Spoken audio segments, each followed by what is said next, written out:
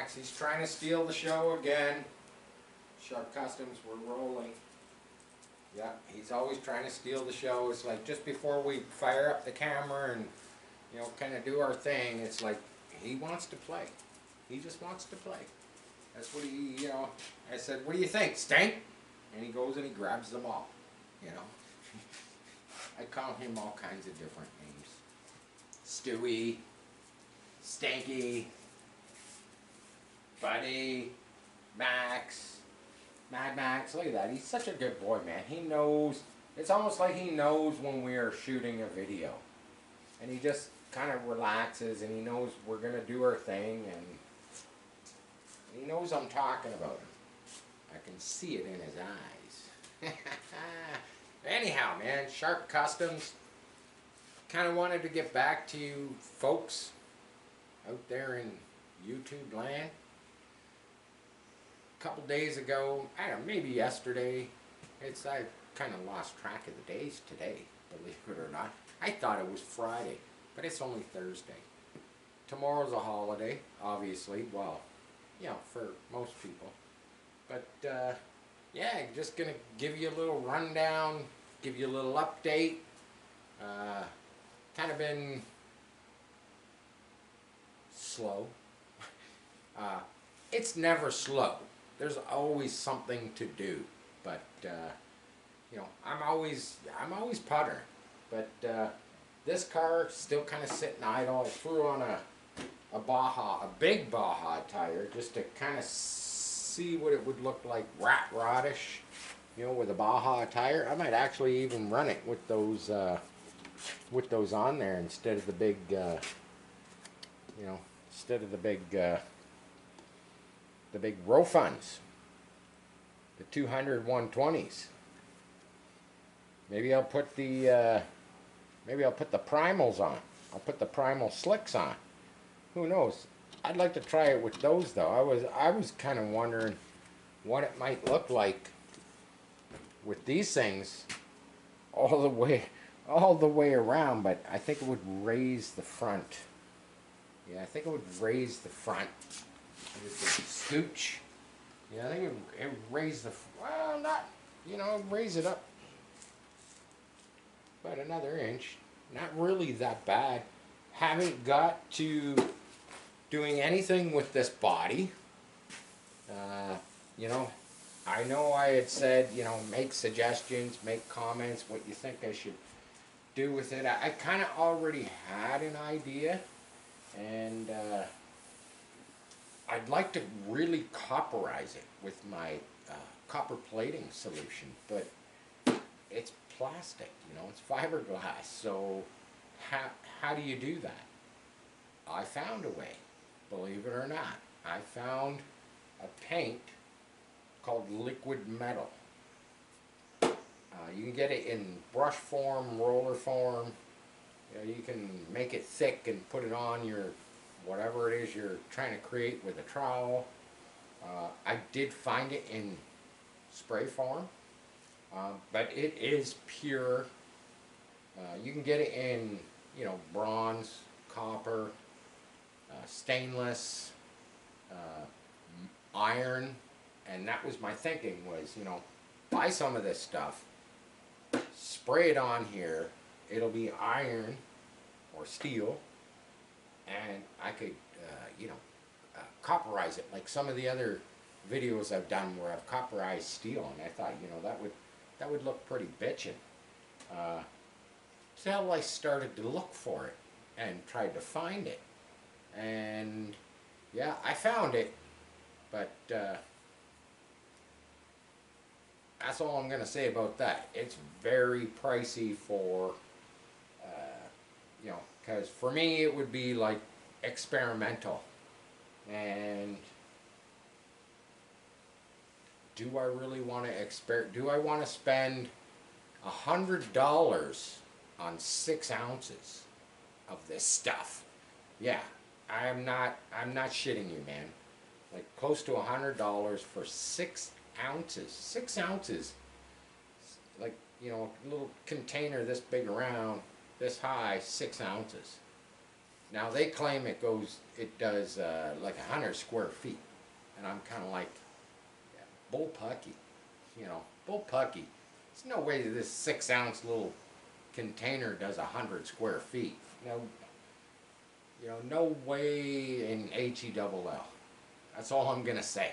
But anyhow, so yeah, I might have to come up with something else for the paint on this. But tonight's video is not really about the coupe. We have covered the coupes a lot. I'm still waiting for the clutch part, obviously. Otherwise, we'd probably be shooting a video of it running, even in gray primer. But actually, I'm not going to do that. I'm going to make sure I will paint this in some form, some way, some fashion, probably before the next time I run it. Just because, the plain gray, it's gray, man. It gets boring over time. But, we got to put some pizzazz. We got to put some pizzazz on it. I don't even care. I don't care if it's black with some silver flames, or red with some black flames, or like total opposite of the yellow one. We'll do it. Maybe we'll just stick to tradition and we'll just do it red with some black or silver flames. I don't know. We'll see when we get there. But yeah, we're gonna talk a little bit about the other jet boat project I have, and so in my jet boat sitting up there on the shelf, I had a still trimmer motor in it when I ran it. That was our last video. You get to see it go, and it's pretty similar to this little motor. Other than this little motor, it's got a clutch, but it's got the ripcord on the front side and nothing, nothing on the back side. The ripcord is on the back. Your output shaft is on the front.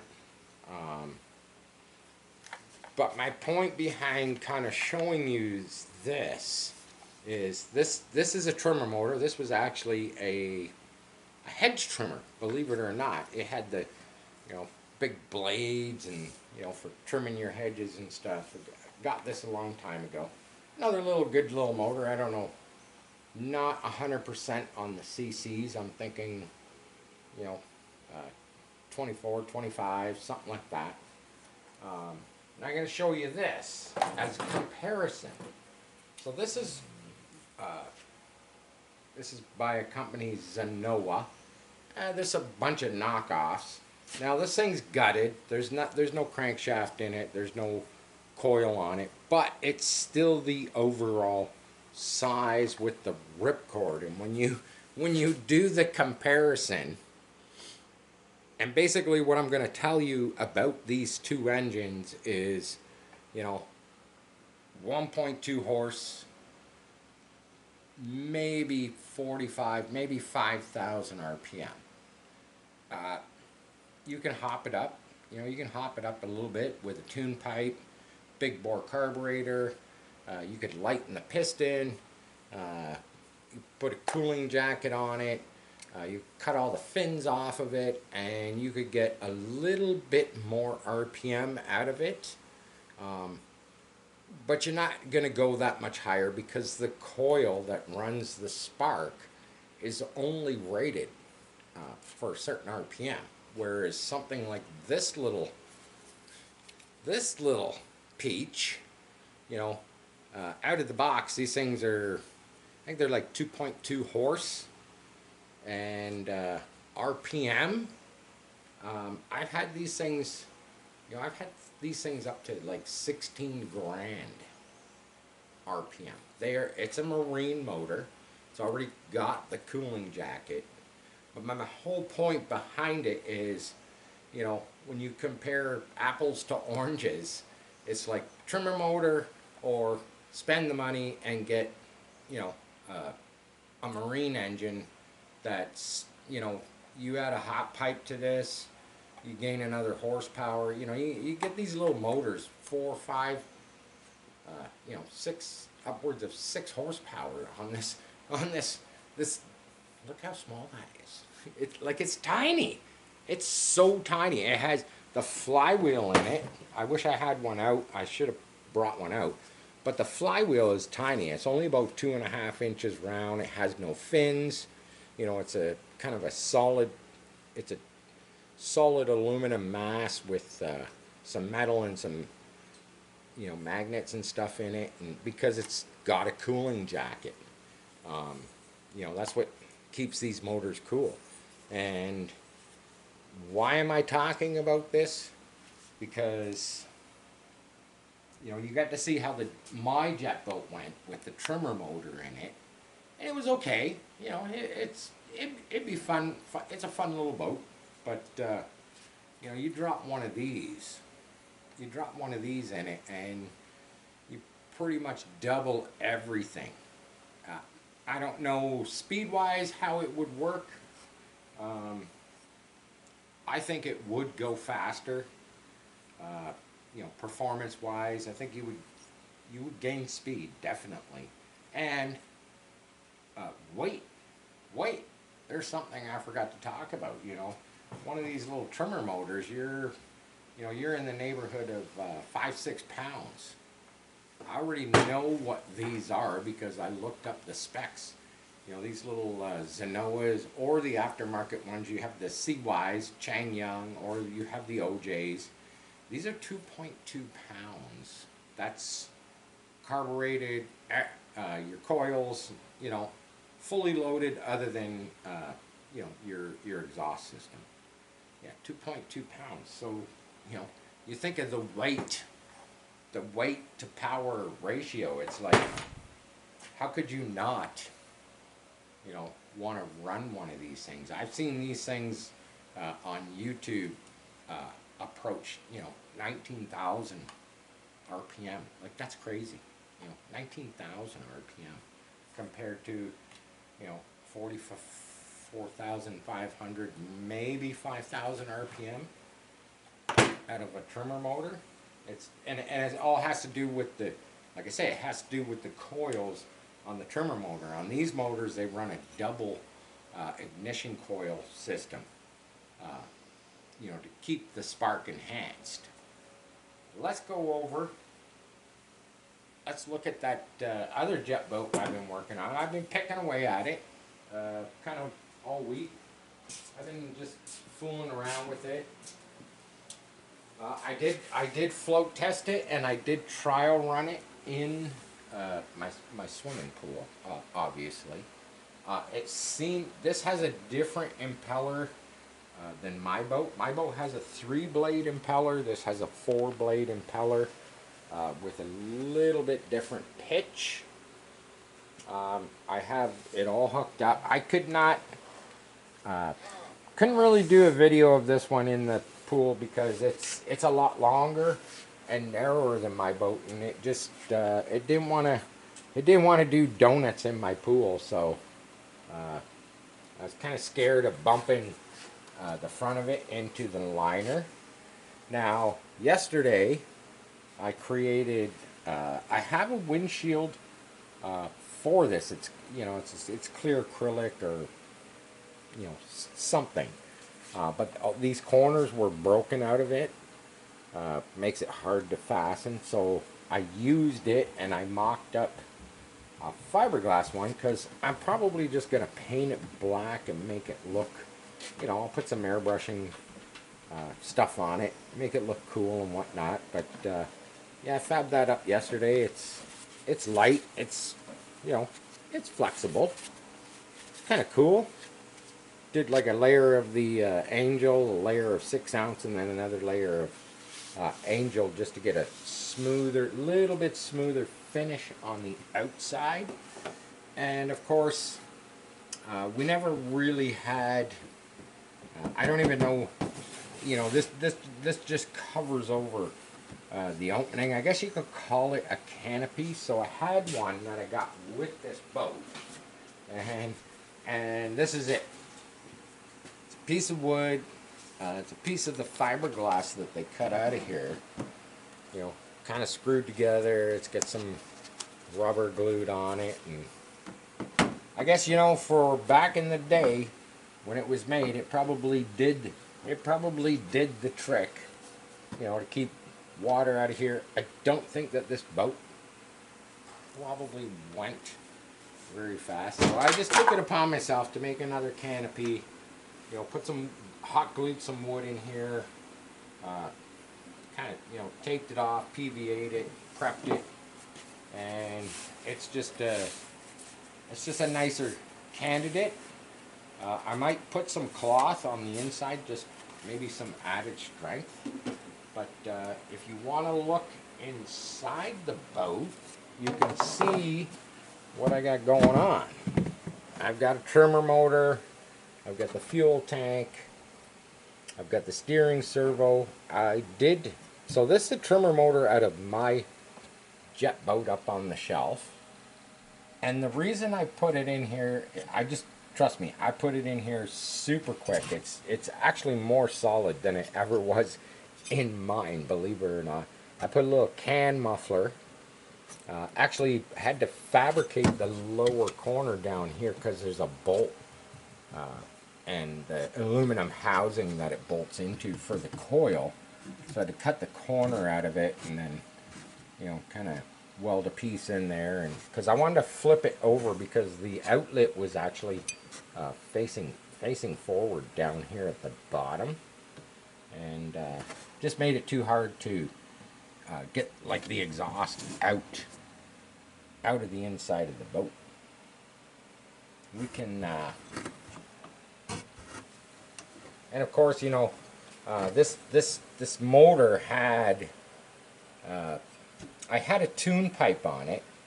I'm gonna just quickly fire this up with the can muffler so you can kind of hear what it sounds like with the can on it.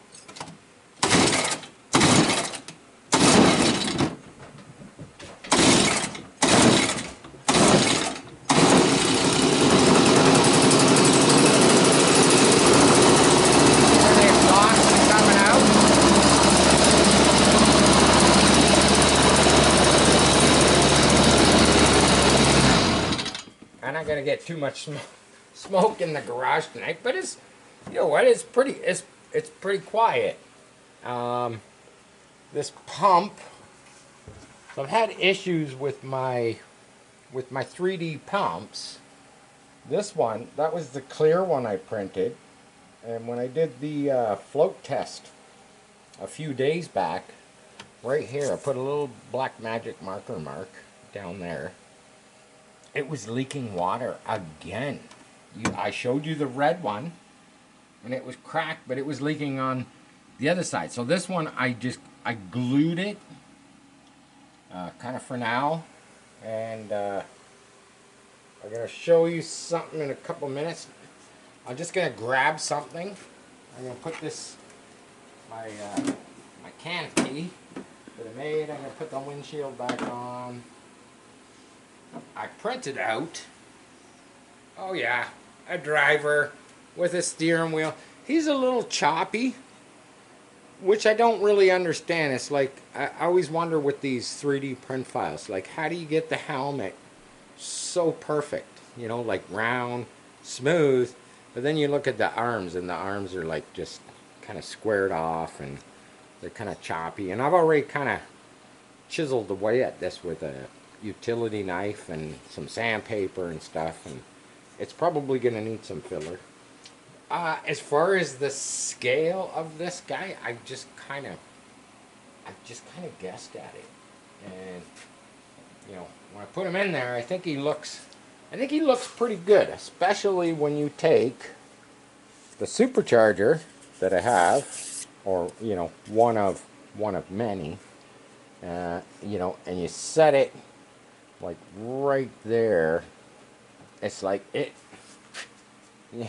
kind of does the trick, you know, because I mean, I know how big a 671 supercharger is. I have one on my truck, and I'm like, yeah, it's, you know, as far as the shoulders, the supercharger, they're pretty dang close in scale, and I don't care. It looks cool anyway, you know. once this is all painted, maybe a different 3D printed supercharger, probably do one in, you know, like a silk silver, do some airbrushing on it. I might put some exhaust pipes up out of here, you know, 4 on each side. I was thinking about putting them out the side of the boat here. But yeah, I gotta grab one more thing. I'm gonna climb up here. Oh, climb up here. And I'm gonna grab. We're gonna grab the.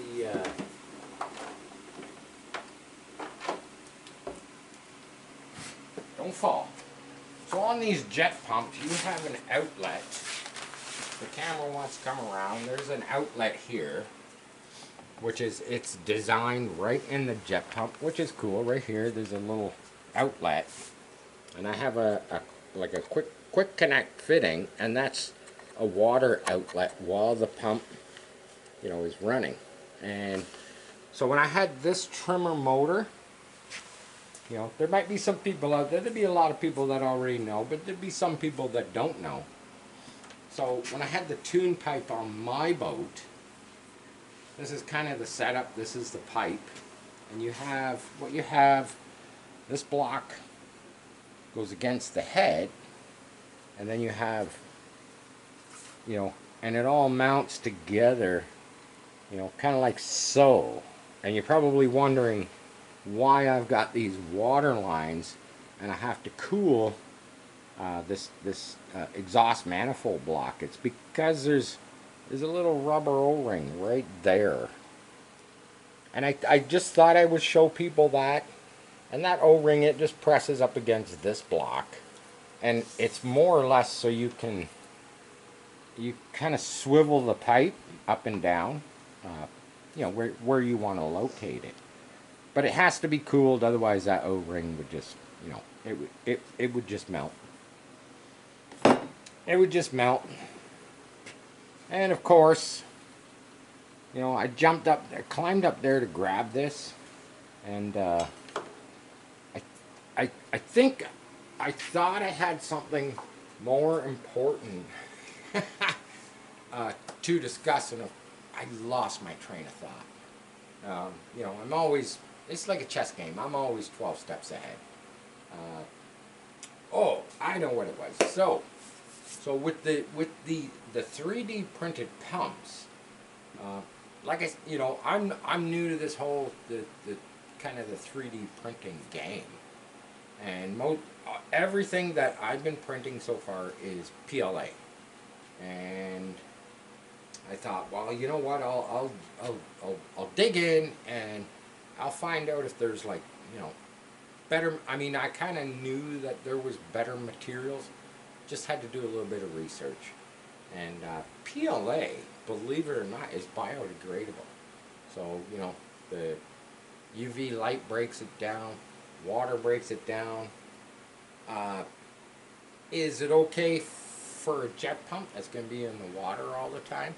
I think it's fine, because it's not going to be in the water really that much. But because I was having the issue, now I never had any cracking issues with the pump in my jet boat, just the two pumps, which are exactly the same as that one, which is kind of the part I don't understand. You know, getting these hairline cracks in the print. So I just decided that, yeah, I'd dig in, I'd do a little bit of research, and I ended up, we'll come over this way, and I ended up getting this material. Just got the spool today, and it is basically what it is. I can tell you what it is. It is PETG. You know, a lot of the YouTubers, they just call it PETG for short. But it is PETG CF, so, which is carbon fiber. So we have 20% carbon fiber in this filament. Apparently it's supposed to be stronger. It's supposed to be a little more flexible. It's supposed to be UV protection, water, chemical resistant, So, you know, water, oil, whatever. So I thought I would just buy a spool, and I'll probably print out some new pumps. Uh, you know, probably not for mine, unless it fails. I do plan on putting a better motor in my jet boat. Now, this jet boat, I'm just going to grab something that's in the 3D printer. I just did a print with my new filament. Thought I would try it.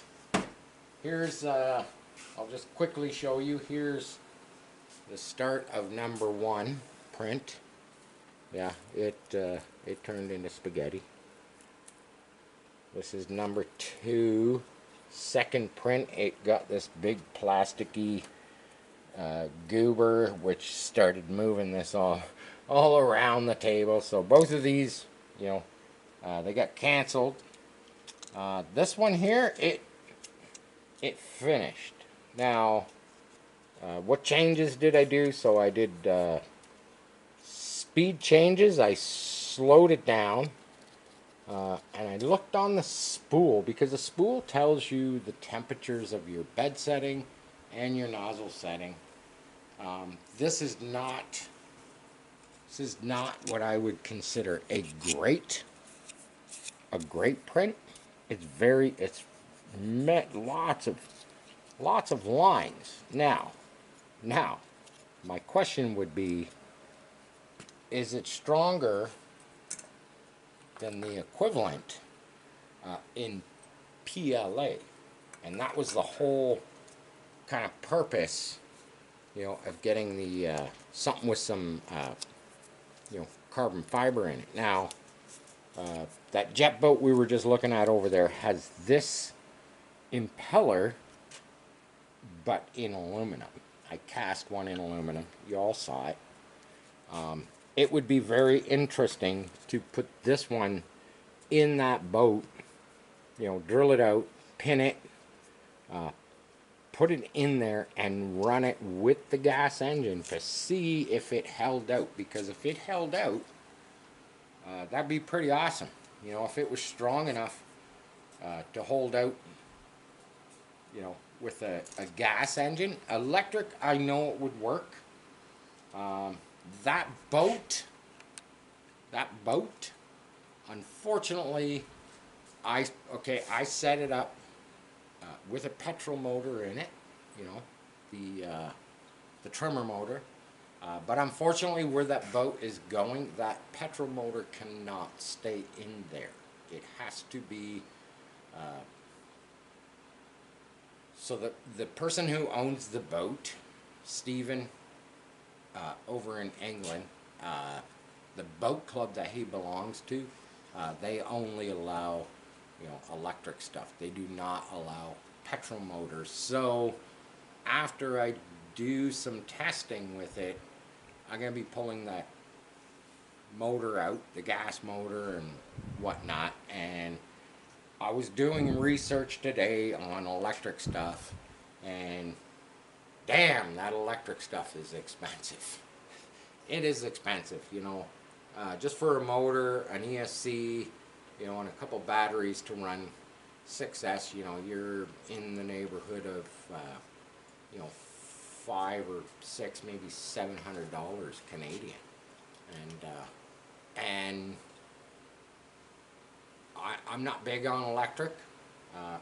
Basically what I did is I went and I watched some YouTube videos of, you know, some, you know, 48-inch boats to see kind of what they were running in their boats that size. And it's kind of hit and miss. That's all I'm going to say. It's hit and miss, man. I watched many guys on YouTube, you know, they put the setup in their boat and they run it. Poof, 5 minutes in, man. Poof. You know, smoke the ESC. You know, just because their calculations just weren't quite there. You know, and it's like, whoa, you know, that is $100 ESC. You just popped it. You know, not like I've never done that. But you know, when it comes to you know, apples and oranges, it's kind of like you know, I like gas. That's all I'm gonna say. I like gas. I'd rather, you know, drop a Zenoa in something. I know he can't do that, but yeah, a little bit of explanation on what I could explanation on. But there you have it, man. That's it for tonight, man. Sharp Customs. Share, like, subscribe. You know the routine, man. I love you all. Peace. I'm out.